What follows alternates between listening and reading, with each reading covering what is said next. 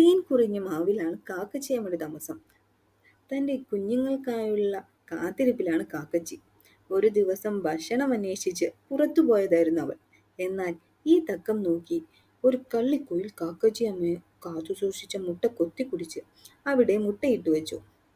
ഇതൊന്നും അറിയാതെ കാക്കച്ചി രാവും പകലും മഴയിലും വെയിലിലും തന്റെ കുഞ്ഞുങ്ങളുടെ വരവിനായി കാത്തിരുന്നു. പക്ഷേ അടയിരുന്ന രണ്ട് മുട്ടയിൽ ഒന്നേ വിരിഞ്ഞോളൂ. കാക്കച്ചി തന്റെ കുഞ്ഞെന്ന ധാരണയിൽ കുയിൽ കുഞ്ഞിനെ അതിയായി സ്നേഹിച്ചു. ഒരു നാൾ കള്ളിക്കുയിൽ കൊടുത്ത പരാതിയുടെ അടിസ്ഥാനത്തിൽ കാക്കച്ചിയെ കാട്ടിലെ നീതിസഭയിലേക്ക് വിളിപ്പിച്ചു. സിംഹരാജ് നടത്തിയ പ്രാഥമിക അന്വേഷണത്തിൽ കുഞ്ഞ് കുയിലിന്റെ ആണെന്ന് തെളിഞ്ഞു. തുടർന്ന് കാക്കച്ചിയമ്മയെ കാട്ടിൽ നിന്നും വിലക്കേർപ്പെടുത്തി. കുഞ്ഞിനെ നഷ്ടപ്പെട്ട വേദനയിൽ അവൾ എന്നേക്കുമായി കാട്ടിൽ നിന്നും പടിയിറങ്ങി.